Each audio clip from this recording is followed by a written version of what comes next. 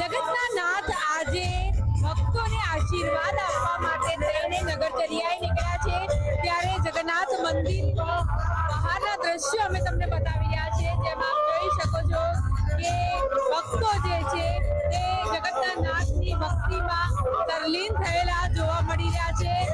આજે એ ઐતિહાસિક દિવસ છે જ્યારે ભગવાન જે છે તે ભક્તોને આશીર્વાદ આપવા માટે થઈને જ્યારે નગરચર્યાએ નીકળ્યા છે ત્યારે મોટી સંખ્યામાં શ્રદ્ધાળુઓ જે છે તે જય રણછોડ માખણચોરના નાદની સાથે ભગવાનની ભક્તિ કરતા નજરે પડી રહ્યા છો કરી રહ્યા છે।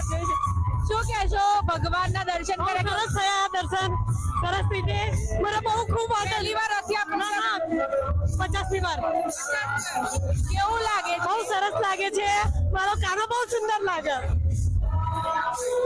શું કહેશો ભગવાન જગન્નાથના દર્શન કરીને કેવું લાગે? બહુ આનંદ આવે છે બહુ સારું લાગે છે બહુ આનંદ આવે। ભગવાન માટે કયું ભજન ગાશો? ભગવાન માટે જય રણછોડ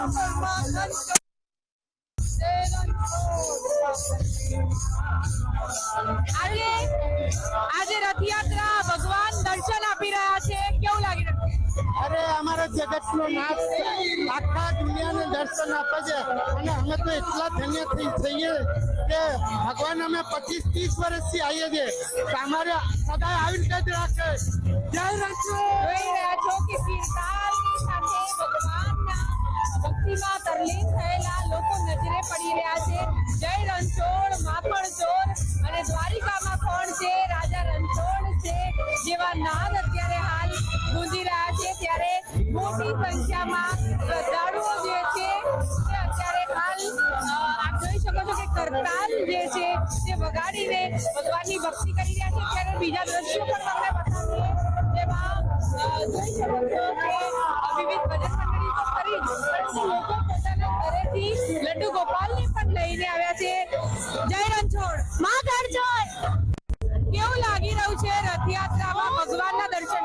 બહુ જ મસ્ત લાગે તો પહેલી વાર મેં મારા જીવનમાં રથયાત્રાનું જોયું છે। તમારા લડ્ડુ ગોપાલને લઈને આવ્યા છો કેવું લાગે? બહુ જ સરસ સારું લાગે છે। રાધે રાધે જય રણછોડ માખણચોર જય રણછોડ માખણચોર જય રણછોડ ભક્તો જે છે તે ભક્તિમાં તરલીન થયેલા નજરે પડી રહ્યા છે।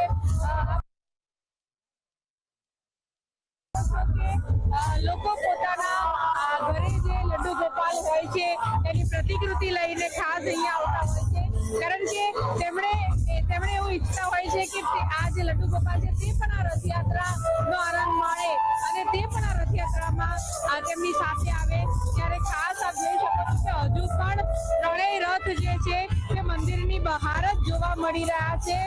આપ આ જે રથ જોઈ રહ્યા છો એ દેવદલન રથ છે તેની આગળ જે છે તે સુભદ્રાજીનો રથ છે અને સૌથી આગળ જે છે તે ભગવાન જગન્નાથજીનો રથ છે ત્યારે લડ્ડુ ગોપાલને લઈને ઘણા લોકો જે છે તે ગરબા કરી રહ્યા છે ઘણા લોકો કરતાલ વગાડીને ભગવાનની ભક્તિમાં તરલીન થયેલા નજરે પડી રહ્યા છે। ત્યારે ખાસ જો વાત કરવામાં આવે તો ઐતિહાસિક રથયાત્રા છે અને ભગવાન જગન્નાથજીની આ 149મી રથયાત્રા જેમાં મોટી સંખ્યામાં ભક્તોનું કીડિયારું જે છે તે જોવા મળી રહ્યું છે ત્યારે બલરામજીના દર્શન કરતા લોકો નજરે પડી રહ્યા છે।